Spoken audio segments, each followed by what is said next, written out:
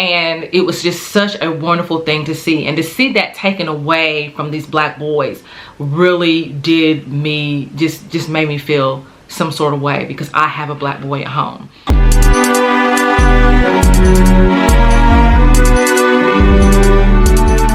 Spoiler alert, if you have not seen Black Panther 2 Wakanda Forever, please turn off this video. I'm going to be reviewing the movie. I'm going to be giving my opinion on the movie, and I don't want to spoil it for you. So in this video, I'm going to talk about everything I thought that they did well, that was done well in the movie, all the things that was done well in this movie, and then I'm going to talk about all the things that were done wrong in this movie. All right, so the first thing that was done well is that the African culture was still kind of weaved into the storyline, just like it was in the first Black Panther. At the very beginning of the movie, we saw Shuri trying to do everything she could to save her brother's life. Unfortunately, he passed away in the movie. And then it segued into the funeral procession. And then you see people, all the Wakandans, all up and down the procession line. You see them dancing, you see them celebrating, you see them singing, and then you see, of course, Shuri and her mom. They are walking behind the casket. The women warriors are holding the casket as they make their way to his final resting place. Now, this definitely is similar to a lot of African cultures as far as funeral processions go. Funerals are a big deal in a lot of African cultures. In Ghana, funerals take place within 3 to 4 days, and it takes a very long time for funerals to be planned. It is a big deal. The more, the merrier. When you see the warriors carrying a casket, that is also something that's customary in a lot of African cultures as well. In Ghana, you definitely will see most of the time it's men carrying the caskets to the graveside, or carrying the casket to the church, or carrying the casket to maybe another ritual ceremony. And so the carrying the casket is very normal for funeral processions, and it's something that you definitely see during funerals. Another thing that they showed in the funeral procession is that all the people were wearing white, and white just symbolizes, of course, that the spirit passing from the physical to, of course, the spiritual. And so their soul is what I should say, their soul passing from the physical to the spiritual. And in Ghana, and I talked about this when I did my video on Nkonya, is that the customary colors are black and white, and a lot of times the family will actually pick out a particular black and white fabric. You can buy the fabric, the family buys the fabric, so that everybody pretty much is dressing the same, so that you would know who the family is. And so that definitely was shown in the movie as well, everyone wearing white to pay homage to the passing and the funeral of Black Panther. As they make their way to the gravesite, you will see that they crowd around the casket, which is also very customary in some African cultures. In Ghana, going to the gravesite is just as important as being in the church in the funeral service. This is the last time that you're going to see this person, and so a lot of rituals even take place at the gravesite as well. And you see them in Black Panther 2 that they pour a libation in respect to T'Challa, and that is also something that you would see in a lot of African cultures, is pouring of libation, and that of course is paying homage to the person who passed away, and to let it be known that their spirit is passing on to the ancestors. The next thing that was right about this movie was them showing and highlighting the exploitation of African natural resources. We all know that there are a lot of natural resources in Africa that so many other countries are wanting to get their hands on, and they don't care what they have to do to get it. You have the gold, you have diamonds, you have chocolate, you have uranium. You have a lot of natural resources on the continent of Africa that all these countries are trying to just go in and take. And they do show that type of mentality when the French and the other countries gathered for this kind of press conference or whatever they were having, and basically Queen Wakonda was like, no, you're not getting your hands on the vibranium. And then you had the French woman kind of talking, you know, talking down on her, like you see a lot of countries talk down on countries in Africa like they don't have any sense. And basically the queen was like, well, you know, it is what it is. We got to do what we need to do. And in the midst of them having this conversation, she was went ahead and told them that there were already enemies from whatever country. I'm assuming it was the French. It was France coming in that were going to try to take it out from Wakonda. And it's just like, okay, we've already told you that we're not giving you this, and you're just going to take it anyway. And so the part that I really enjoyed about that little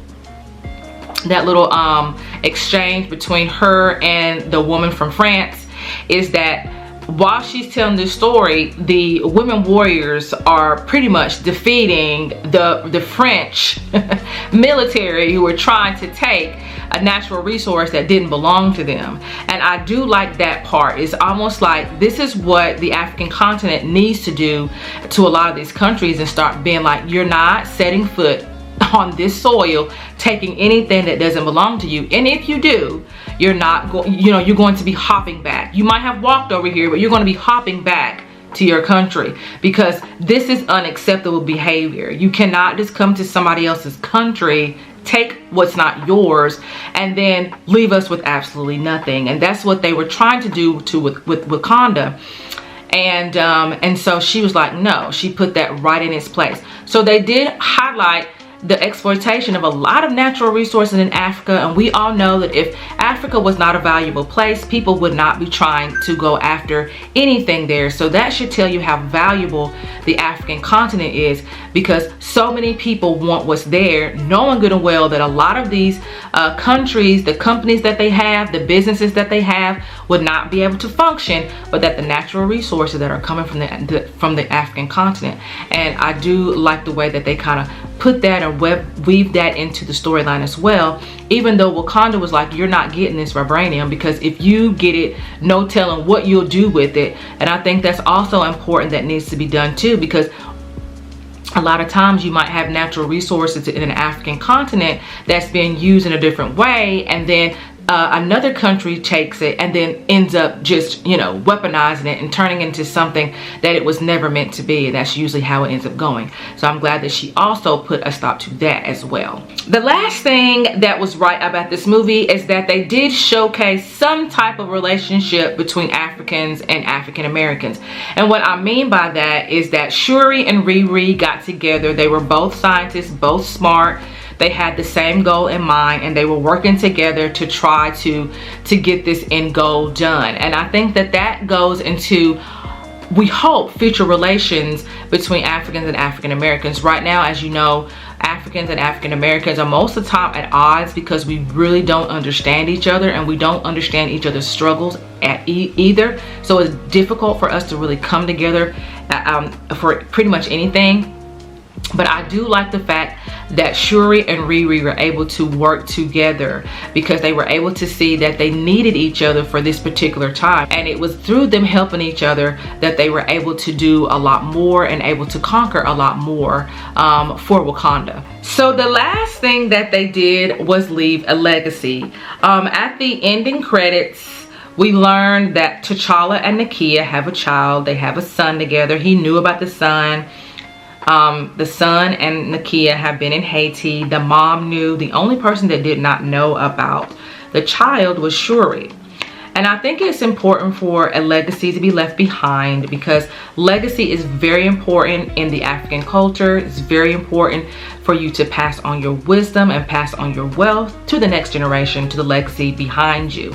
So I am glad that they put that in the movie, to know that his legacy will continue, the lineage will continue with his son. It's just not going to die out, which is what I thought it was going to do, and I was going to be highly disappointed in the movie. But I'm glad that they did add the legacy piece at the end. I felt like that was something that definitely needed to be done in order for the movie to be as good as it ended up being.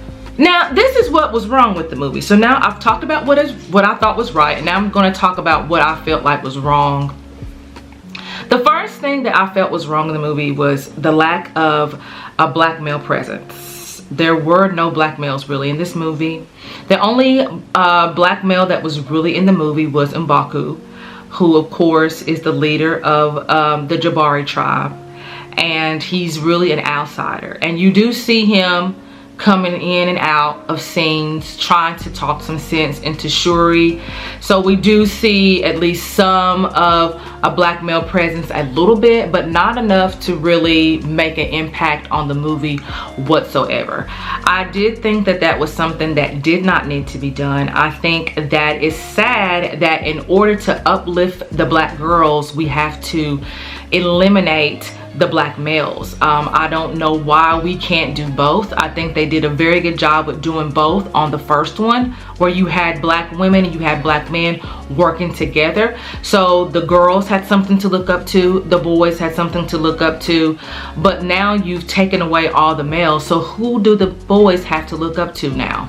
I can remember taking my son to this movie when he was young, and the excitement on his face, the happiness on his face. I remember him walking out of that movie and was saying, "Mommy, I know what I want to be for Halloween. I want to be Black Panther."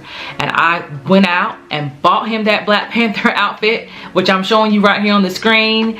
And that was the most I'd ever spent on a Halloween costume. But to see the happiness on his face that he was able to be Black Panther. This was the first black male superhero that anybody had ever seen as far as a leading role. And it was just such a wonderful thing to see. And to see that taken away from these black boys really did me, just made me feel some sort of way, because I have a black boy at home. The next thing that was wrong was showing the legacy at the very end. Now, I did state that what I liked about the movie is that they left a legacy behind, that he did end up having a son. But I hate the part that they waited to the very end to tell us that. It's just like, really? So that's an afterthought. Okay, that makes me feel not very good for it to be an afterthought that he has this kid at the very end. Another thing that I don't like about it, and it kind of ties into the first two, is that I'm glad that they gave him a son and they didn't end up giving him a daughter. But at the same time, this speaks volume into how they see black males. As long as the males are small, when they're boys, they're fine. Society don't look at the black boys when they're a certain age. When they're about his age, that's in the movie, he's cute. Yeah, he's okay. It's only when he grows up that he becomes a problem and they don't want to have anything to do with him. As long as black males stay little, they're fine. But of course they're going to have to grow up, and when they grow up, that's when society don't want to have nothing to do with them. You will see them trying to get rid of them. You will see them demonize them, and they start demonizing those boys young, and start, you know, giving us this negative outlook or whatever on these black males, because they want to start out early, that they're not going to amount to nothing. So then they can justify then taking them out of anything black community wise, which is what they did with this movie. I hate that they waited to the last minute as if it was an afterthought. And then but I do like the fact that he was a male, and I think they did that purposely, because like I said, he's young. He's young, so he's no threat to society. It's only when he grows up that society tries to push him out and be like, okay, yeah, you're done, you're older. The last thing that was wrong with the movie is the constant female dominance over men. And you see that kind of going through the entire movie. And it's just like, okay, enough is enough, okay? I think it's okay for it to be said that black men and black women should be able to work together. There doesn't have to be a dominance over one. Now, it's funny to me that black women are always complaining about black men so-called being dominant over them. They don't want a black man leading them and telling them what to do. But then when the tables are turned, they quick to try to tell some black men what to do. Like, okay, girl, please. First of all, when Shuri was talking to M'Baku all crazy, we all know how fake and false that was. Because ain't no black man, especially if he's a strong one, you're not going to talk to him any kind of way. That's just not going to happen. You're not going to shut him up. You're not going to intimidate him. He's going to look at you and be like, was you talking to me? Oh, okay. No, you were not, because you're not talking to me that way. So that's not going to happen. That whole female dominance of trying to continue to portray this strong, independent black woman type of thing. And it's like, okay, it's already been shown that doesn't really work. As you can see, she almost lost, and he had to end up coming to save her anyway, which should say a lot. Because a lot of times black women go onto this rampage about what they don't need. They don't need a black man, but as soon as they go into a situation where they need one, he's coming right on in and trying to help her out. And so I didn't really like that, where there's constant female dominance, and you could just see it all through the movie. She didn't listen to anybody male, none whatsoever. Shuri, who was the leader, any male suggestion, opinion, perspective to help her try to be better, try to do better, no, she did not listen to that whatsoever. She did what she wanted to do, whether or not it was going to cost Wakanda or not. She almost got the entire army and warriors killed due to her being pretty selfish and egotistical. All the things that they claim that black men do, exactly what those characteristics were going through her as well. And I was just like, okay, really? Okay. And the only dominance that she didn't, the only black man, or the only man in the movie that she did not dominate was Killmonger. Killmonger was the only one that was just like, girl, you need to cut it out, because you know you're evil. So why are you trying to act like that? You know you're evil. And I do like the fact that they brought him back to pretty much let her know that you're not as hot and mighty as you think you are, and you really need to go over there and sit down. And so I do like that part. I think that was the only male that she did not try to dominate and could not dominate.